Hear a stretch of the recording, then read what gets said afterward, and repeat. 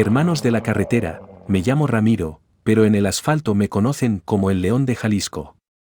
Tengo 43 años rodando por estas carreteras de Dios, y lo que les voy a contar cambió mi vida para siempre. Mi camión se llama El Trueno, es un Scania R450 del 2018 que me ha acompañado en las buenas y en las malas, pero esta historia me partió el alma por la mitad. ¿Alguna vez han llegado a casa esperando un abrazo y se encontraron con una noticia que les cambió la vida? Yo creía conocer el dolor, pero nada me preparó para lo que viví hace 2 años. Porque una cosa es que tu mujer te engañe, y otra muy diferente es descubrir que está esperando gemelos de otro hombre después de que tú estuviste 3 meses en la carretera, matándote para llevar el pan a la casa. Si alguna vez han sentido que el mundo se les viene encima, si han conocido la traición en carne propia, quédense conmigo. Esta historia tiene que ver con todos nosotros que vivimos en el camino. Denle me gusta si quieren escuchar cómo la fe puede sacar adelante hasta al corazón más roto, y suscríbanse al canal porque tengo muchas historias más de la carretera que compartir con ustedes, compañeros del volante. El 15 de marzo del 2023 llegué a Guadalajara después de 3 meses recorriendo carreteras desde Tijuana hasta Chetumal. Mi Scania traía las llantas gastadas y yo traía el cuerpo molido, pero el corazón lleno de ganas de abrazar a mi Esperanza. Así se llamaba mi esposa, Esperanza, y llevábamos 18 años de matrimonio, desde que ella tenía 20 y yo 25. Estacioné el Scania frente a la casa de la colonia Loma Dorada, una casita humilde pero nuestra, que habíamos comprado con tanto sacrificio. El motor se quedó en silencio después de ronronear durante 12 horas seguidas desde Morelia. El olor a diésel se mezclaba con el aroma de las gardenias que Esperanza había plantado junto a la entrada. Bajé de la cabina con las piernas entumidas y una sonrisa que me llegaba hasta las orejas. En la bolsa traía 47,000 pesos que había juntado en esos 3 meses, trabajando día y noche, durmiendo en paraderos y comiendo puras quesadillas para ahorrar cada centavo. Todo para mi familia, todo para mi Esperanza. Toqué la puerta con esa emoción que solo conocemos los que llevamos semanas sin ver a nuestros seres queridos. El corazón me latía como tambor de pueblo en fiesta. Pero cuando se abrió la puerta, mi mundo se desplomó como torre de naipes. Esperanza estaba ahí, sí, pero con una panza que parecía pelota de fútbol. 5 meses de embarazo, tal vez 6. Los números no cuadraban, compadres. Yo había salido en diciembre, era marzo, y ella estaba esperando gemelos. La miré a los ojos y vi algo que jamás había visto, culpa pura, miedo crudo. No pude hablar. Las palabras se me atoraron en la garganta como piedras. Solo me quedé ahí parado, con la bolsa del dinero en la mano, sintiendo como mi vida de 18 años se convertía en cenizas. ¿Cómo puede cambiar todo en un segundo, verdad? Compadres del volante, para entender mi dolor tienen que conocer mi historia con Esperanza. Nos conocimos en una fonda de carretera en Ocotlán, ella me sereaba para ayudar a su mamá que estaba enferma, y yo era un chamaco de 25 años que apenas empezaba en esto del transporte con un Dina viejo que se descomponía cada 2 días. Me enamoré de esa muchacha de ojos verdes que me servía el café más sabroso de todo Jalisco. Durante 6 meses llegué a esa fonda nada más para verla, hasta que me armé de valor y le pedí que fuera mi novia. Nos casamos al año siguiente en la parroquia de San Miguel, con una misa de 6 de la mañana porque era lo que alcanzaba para pagar. Durante 18 años, Esperanza fue mi puerto seguro. Mientras yo andaba en las carreteras, ella cuidaba la casa, criaba nuestras gallinas, mantenía el jardincito. Nunca tuvimos hijos, pero no por falta de ganas, sino porque Dios no nos los mandaba. Los doctores decían que ella tenía problemas, que era casi imposible que quedara embarazada. Por eso vivía tranquilo en mis viajes largos. Esperanza era una mujer hogareña, de misa los domingos, de rosario entre semana. La mujer más fiel que había conocido en mi vida. O eso creía yo. Pero ¿saben qué duele más que la traición? Descubrir que todo lo que creías conocer era mentira. Esa tarde de marzo, después del shock, me senté en la banqueta frente a la casa.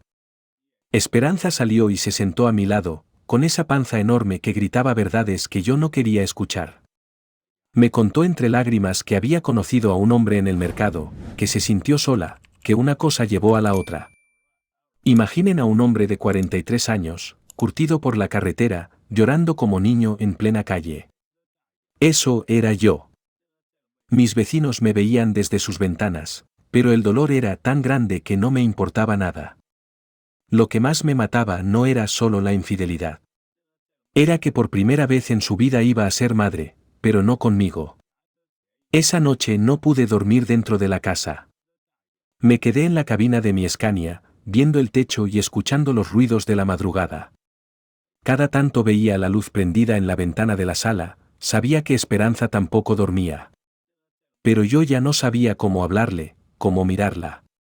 Al amanecer tomé una decisión que me cambiaría la vida para siempre. No podía quedarme ahí, viendo crecer una panza que me recordaba a cada segundo lo que había perdido. Pero tampoco podía abandonar a Esperanza embarazada, por más que me hubiera traicionado.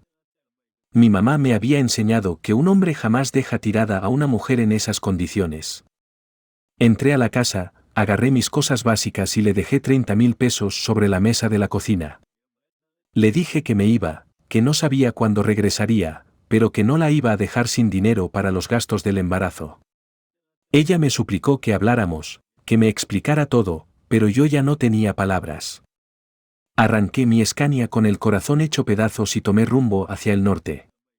No tenía plan, solo necesitaba alejarme de esa casa que ya no se sentía como hogar.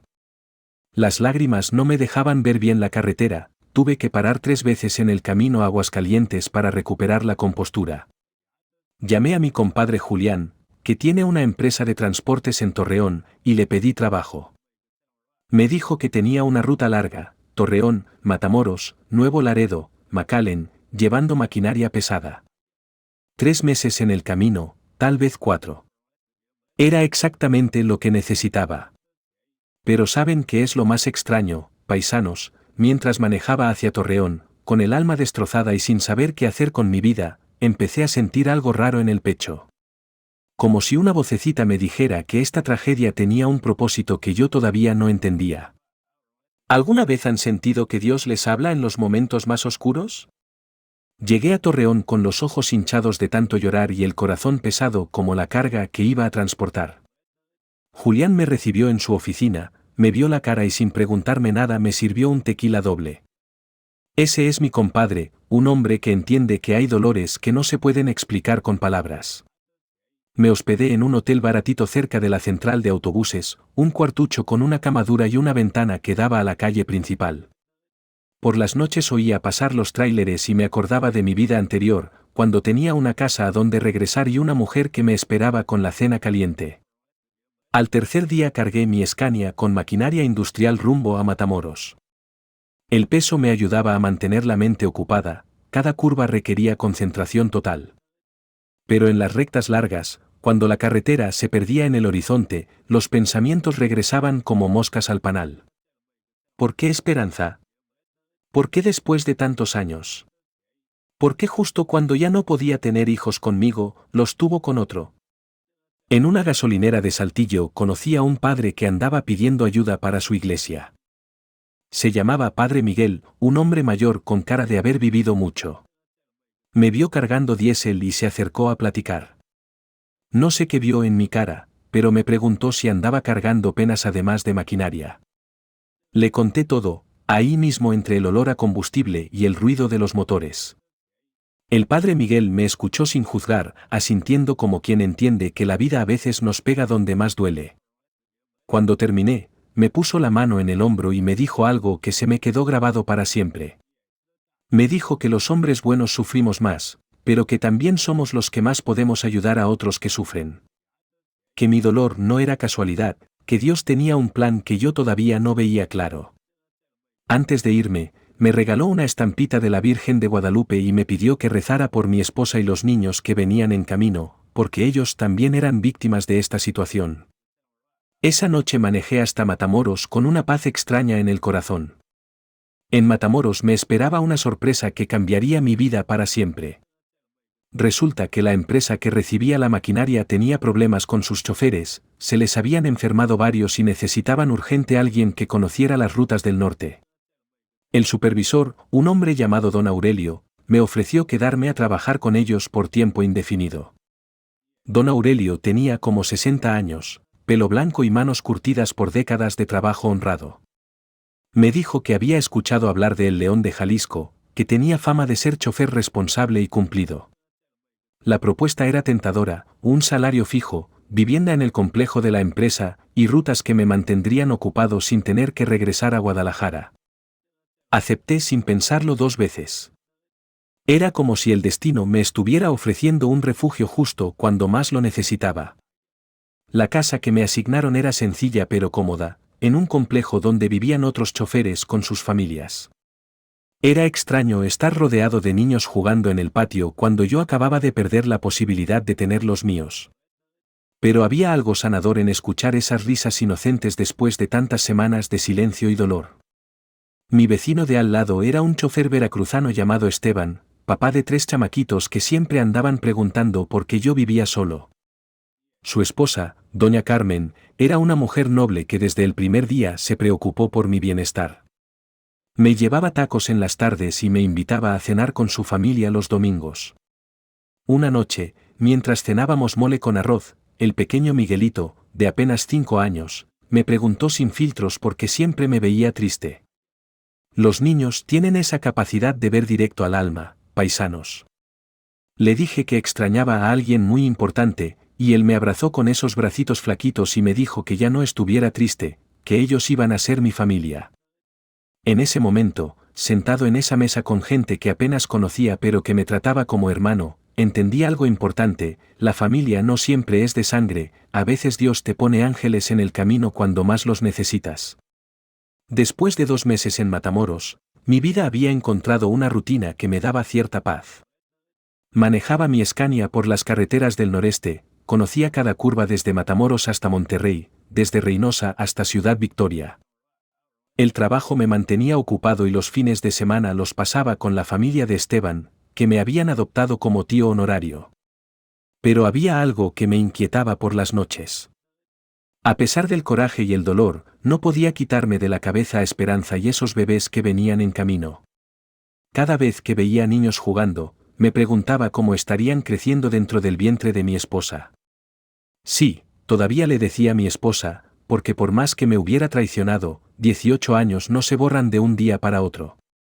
Una tarde, mientras descargaba en Reynosa, recibí una llamada que me cambió todo. Era mi comadre Lupita, la hermana de Esperanza. Su voz sonaba preocupada, casi asustada. Me dijo que Esperanza había tenido complicaciones en el embarazo, que estaba en el Hospital de Maternidad de Guadalajara, y que el doctor había dicho que era un embarazo de alto riesgo. Ramiro, me dijo Lupita con voz quebrada, está pidiendo por ti.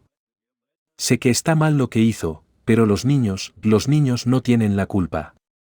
Y ella te sigue queriendo, compadre. Colgué el teléfono y me quedé ahí parado junto a mi Scania, viendo pasar los carros en la carretera. Mi corazón era un campo de batalla entre el amor y el rencor, entre el dolor y la compasión. Por un lado quería que se las arreglara sola, que enfrentara las consecuencias de sus decisiones. Por otro lado, la imagen de Esperanza en una cama de hospital, con miedo y tal vez arrepentimiento, me partía el alma. Esa noche no pude dormir. Caminé por el complejo hasta muy tarde, viendo las luces de las casas donde las familias cenaban juntas, donde los niños hacían tarea y las parejas planeaban el día siguiente. Me senté en una banca del jardín central y por primera vez en 2 meses, recé en serio. Le pedí a la Virgencita que me diera una señal, que me dijera qué hacer. Porque por más herido que estuviera, no podía vivir con la culpa de haber abandonado a una mujer embarazada en su momento más difícil.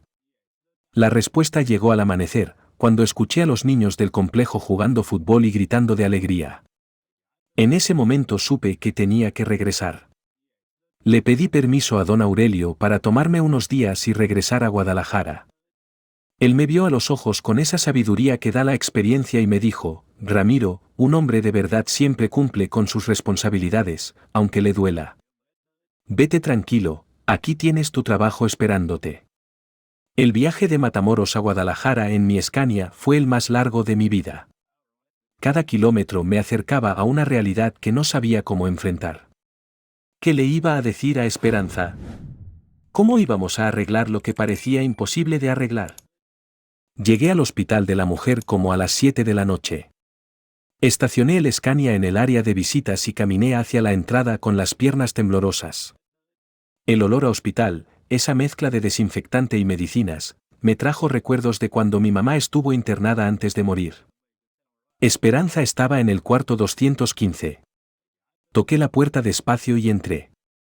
Ahí estaba ella, más delgada que cuando me fui, pero con esa panza enorme que ahora se veía frágil, como si los bebés estuvieran en peligro.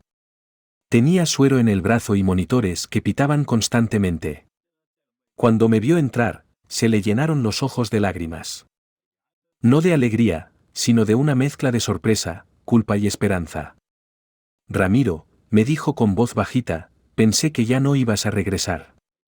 Me senté en la silla junto a la cama, sin tocarla, pero sin irme tampoco.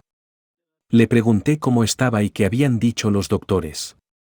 Me explicó que tenía presión alta y que los bebés corrían riesgo de nacer prematuros.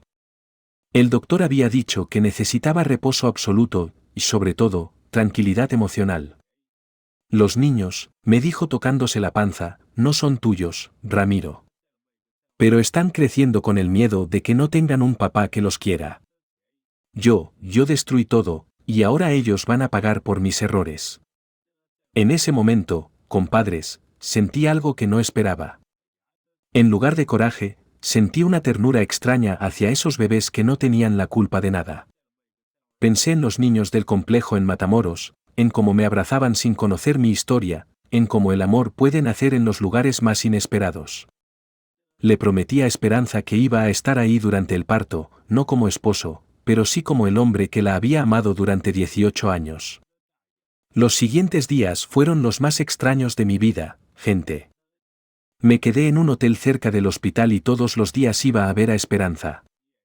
Poco a poco fuimos reconstruyendo una comunicación, no como esposos, pero sí como dos personas que habían compartido casi 2 décadas y ahora enfrentaban una crisis que ninguno había pedido. Esperanza me contó la verdad completa. El hombre se llamaba Ricardo, era vendedor de seguros, casado también, con hijos propios. Cuando ella le dijo que estaba embarazada, él se desapareció como humo. La dejó sola, sin dinero extra, sin apoyo, sin nada más que la culpa y el miedo. Fue la peor decisión de mi vida, me dijo una tarde mientras veíamos la lluvia caer por la ventana del hospital. Pero ahora ya no puedo deshacerla. Solo puedo tratar de que estos niños no paguen por mi error. Una noche me quedé hasta tarde en el hospital porque Esperanza había tenido contracciones. Los doctores lograron controlarlas, pero me dijeron que los bebés podrían nacer en cualquier momento. Eran las 2 de la madrugada cuando finalmente se estabilizó y pude regresar al hotel. Caminando por los pasillos vacíos del hospital, me topé con una escena que me marcó para siempre. Un hombre como de mi edad estaba llorando en la sala de espera. Me acerqué y le pregunté si estaba bien. Me dijo que su esposa acababa de perder un bebé que habían esperado durante años, que era su última oportunidad de ser padres. Darían cualquier cosa por tener lo que tú tienes ahí arriba, me dijo señalando hacia el área de maternidad. 2 bebés sanos que van a nacer. No importa cómo llegaron, lo importante es que van a estar aquí. Sus palabras me golpearon como rayo. Me fui al hotel esa noche con una perspectiva completamente diferente. Tal vez Dios estaba usando esta situación dolorosa para enseñarme algo sobre el amor incondicional, sobre ser padre no solo de sangre sino de corazón. Al día siguiente le llevé a Esperanza unas flores que compré en el puesto de afuera del hospital. No eran flores de reconciliación romántica, sino flores de respeto, de reconocimiento de que íbamos a ser unidos para siempre por 2 niños que estaban a punto de llegar al mundo. Era el primer paso hacia algo que todavía no sabía cómo llamar, pero que se sentía como sanación. El 28 de agosto del 2023, a las 5:30 de la mañana, nacieron Sofía y Alejandro. 2 bebés perfectos, pequeñitos pero sanos, con esos gritos fuertes que anuncian que llegaron listos para vivir. Yo estaba en la sala de espera cuando la enfermera salió a dar la noticia. ¿Es usted el papá?, me preguntó. Me quedé mudo por unos segundos, sin saber qué responder. Soy Ramiro, fue lo único que pude decir. Me llevaron a conocerlos. Nunca voy a olvidar ese momento, hermanos del camino. Ahí estaban, en sus cunitas del hospital, tan chiquitos que cabían en mis manos. Sofía tenía el cabello oscuro y los ojos cerraditos, Alejandro era guerito como su mamá y tenía un lunar pequeñito en la barbilla. Cuando los tomé en brazos por primera vez, algo se rompió dentro de mi pecho.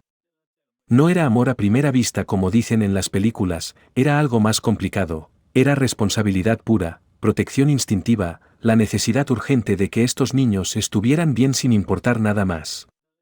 Esperanza me vio desde la cama de recuperación. ¿Qué sientes?, me preguntó con voz cansada pero esperanzada. Siento que ya no importa nada más, le respondí sin quitar la vista de los bebés. Solo importa que estén bien. Los primeros días fueron caóticos. Esperanza aprendía a amamantar, yo aprendía a cambiar pañales y a cargar bebés sin que se me cayeran. El hospital nos asignó un cuarto familiar porque oficialmente yo era el responsable, aunque todos sabíamos la situación real. Una tarde, mientras Esperanza dormía y yo tenía a Alejandro en brazos, llegó una trabajadora social. Quería hablar conmigo sobre la situación familiar, entender cómo íbamos a manejar todo. Le expliqué la verdad, que los niños no eran míos biológicamente, pero que iba a ser responsable por ellos. Eso los convierte en suyos de la única manera que importa, me dijo la señora con una sonrisa cálida. Los niños necesitan un papá presente, no un padre perfecto. Esa noche, viendo dormir a los gemelos en sus cunitas, tomé la decisión más importante de mi vida, iba a ser el papá que estos niños merecían, sin importar las circunstancias de su llegada al mundo. 2 semanas después del nacimiento, cuando ya estábamos de regreso en la casa de la Loma Dorada, recibí una llamada que me heló la sangre. Era Ricardo, el padre biológico de los gemelos. Había sabido por alguien que los niños ya habían nacido y quería conocer a sus hijos. La rabia que sentí en ese momento fue como lava hirviendo. Este hombre que había desaparecido durante todo el embarazo, que había dejado a Esperanza sola en los momentos más difíciles, ahora aparecía como si nada hubiera pasado, queriendo ejercer derechos que no se había ganado. Le dije que viniera a la casa, que habláramos como hombres. Esperanza estaba nerviosa, sabía que este momento iba a llegar tarde o temprano. Preparamos a los bebés en sus carriolas y esperamos. Ricardo llegó en un carro del año, bien vestido, con flores para Esperanza y juguetes para los niños. Era exactamente lo que me había imaginado, un hombre que aparentaba mucho pero que había demostrado no tener palabra cuando las cosas se pusieron difíciles. Se sentó en la sala de mi casa, vio a los bebés y se le llenaron los ojos de lágrimas. Son hermosos, dijo. Se parecen a mí. Esa última frase me dio ganas de partirle la cara, pero me contuve por respeto a Esperanza y a los niños. ¿Dónde estabas cuando Esperanza casi pierde a los bebés?, le pregunté directo. ¿Dónde estabas cuando se quedó sin dinero para los medicamentos? ¿Dónde estabas cuando lloraba de miedo pensando que iba a criarlos sola? Ricardo bajó la cabeza. No tenía respuesta porque no hay respuesta para la cobardía. Me dijo que se había asustado, que no sabía cómo manejar la situación, que su esposa se había enterado y había sido un caos en su casa. Pero ahora estoy aquí, dijo. Quiero ser parte de sus vidas. La paternidad no es algo que puedas tomar y dejar cuando te conviene, le respondí. Estos niños tienen un papá, y soy yo. El que estuvo presente, el que va a seguir estando presente. Tú puedes visitarlos, pero bajo mis condiciones y mis horarios. Paisanos de la carretera, ese día establecimos las reglas que nos iban a regir para siempre. Ricardo podía ver a los niños una vez al mes, tenía que avisar con anticipación, y cualquier decisión importante sobre Sofía y Alejandro la tomábamos Esperanza y yo. No era la situación ideal, pero era la que Dios nos había dado, y la íbamos a manejar con dignidad. Los siguientes meses fueron de adaptación total. Regresé a trabajar con don Aurelio en Matamoros, pero ahora mi vida tenía un ritmo diferente. Trabajaba 2 semanas seguidas y regresaba a Guadalajara una semana para estar con los niños. Mi Scania se convirtió en transporte de pañales, medicinas para bebés y juguetes. Esperanza y yo nunca volvimos a ser esposos en el sentido romántico, pero desarrollamos una sociedad sólida como padres. Ella se encargaba del día a día, y yo me encargaba de los gastos, de las decisiones importantes, y de estar presente en los momentos clave. Los gemelos crecían hermosos y sanos. Sofía era la traviesa, siempre riéndose y tratando de agarrar todo lo que estuviera a su alcance. Alejandro era más tranquilo, le gustaba que lo cargaran y se quedaba horas viendo mis manos cuando le cambiaba el pañal. Una tarde de diciembre, mientras les daba de comer en sus sillitas altas, Sofía me dijo su primera palabra: papá. No mamá como esperábamos, sino papá. Esperanza estaba ahí y nos quedamos los dos callados, procesando ese momento mágico. Eres su papá, me dijo Esperanza con lágrimas en los ojos. En todos los sentidos que importan. Para las fiestas navideñas organizamos una pequeña reunión familiar. Invité a la familia de Esteban desde Matamoros, vinieron mis hermanos de Guadalajara, y hasta mi comadre Lupita trajo tamales. La casa se llenó de risas, villancicos y el sonido de los niños balbuceando desde sus carriolas. Esa noche, después de que todos se fueron, me senté en el patio de la casa con un café, viendo el cielo estrellado. Esperanza salió y se sentó a mi lado. No hablamos mucho, pero había una paz entre nosotros que no habíamos sentido en meses. Gracias, me dijo de repente. ¿Por qué?, le pregunté. Por no abandonarnos. Por ser mejor hombre de lo que yo fui mujer. En ese momento entendí que el perdón no siempre llega como rayo de luz, a veces llega como lluvia suavecita, gota a gota, hasta que un día te das cuenta de que el rencor se fue sin que te dieras cuenta. Ricardo siguió visitando a los niños cada mes, pero siempre como visita, nunca como papá.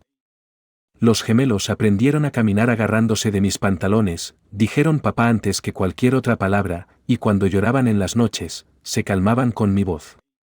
Hoy, mientras les cuento esta historia, Sofía y Alejandro tienen 1 año y medio. Caminan por toda la casa, se meten en problemas juntos, y cuando llego de mis viajes me reciben con esos bracitos abiertos que son la mejor recompensa que puede tener un hombre. La gente del barrio a veces murmura, algunos dicen que soy tonto por criar hijos ajenos. Pero cuando veo a Sofía tratando de treparse a mi Scania para ayudar a papá, o cuando Alejandro se duerme en mis brazos después de un día largo de trabajo, entiendo que la paternidad verdadera no tiene nada que ver con la sangre. Esperanza y yo nunca volvimos a ser marido y mujer, pero somos algo mejor, somos un equipo sólido criando 2 niños extraordinarios. Ella maneja la casa y el día a día, yo manejo las carreteras y los gastos. No es el matrimonio que soñamos, pero es la familia que Dios nos dio. Mi Scania ya no suena igual que antes. Ahora lleva sillitas para bebés en la cabina, sonajeros colgando del espejo retrovisor, y el aroma a leche de bebé mezclado con el diésel. Cuando manejo por esas carreteras largas del norte, ya no pienso en lo que perdí, sino en lo que gané. Porque aprendí algo importante en esta carretera de la vida, compañeros del volante, a veces Dios nos quita algo para darnos algo mejor. Me quitó el matrimonio que tenía, pero me dio 2 hijos que llenan mi vida de propósito. Me quitó la tranquilidad del hogar, pero me dio la satisfacción de ser el hombre que 2 niños van a recordar como su papá para toda la vida. Ricardo sigue visitando cada mes, pero los niños ya saben quién es su papá de verdad. Cuando él llega, Sofía y Alejandro me buscan para que los cargue. No es por maldad, es porque instintivamente saben quién ha estado ahí desde el primer día. El otro día, Sofía estaba jugando con unos carritos en el suelo y le preguntó a Esperanza, ¿cuándo llega mi papá? Esperanza me miró y sonrió. Ya llegó, mija. Tu papá siempre llega. Y así es, gente querida. Llegué a casa esperando encontrar la misma vida de siempre, y me encontré con una traición que me partió el alma. Pero Dios tenía otros planes. Me convirtió en papá de la manera más inesperada, me enseñó que el amor más grande es el que damos sin esperar nada a cambio. Ahora manejo mi Scania por estas carreteras mexicanas con una misión diferente. Ya no solo llevo carga de un lugar a otro, llevo el sustento para 2 niños que me esperan en casa, que corren hacia mí cuando regreso, que han convertido mi dolor en alegría. Porque quien se detiene en la carretera de la vida para ayudar, nunca anda solo. Y quien abre su corazón para amar sin condiciones, siempre encuentra una familia. Compadres del volante, si esta historia les llegó al corazón, si conocen el dolor de la traición o la alegría de ser papás, cuéntenme en los comentarios cómo ha sido su experiencia. ¿Han tenido que tomar decisiones difíciles por amor a los niños? Suscríbanse al canal para más historias de fe y esperanza en la carretera, y denle me gusta si creen que vale la pena luchar por una familia, sin importar cómo llegó a nuestras vidas. Porque al final, paisanos, lo que importa no es cómo empezó la historia, sino cómo la terminamos nosotros.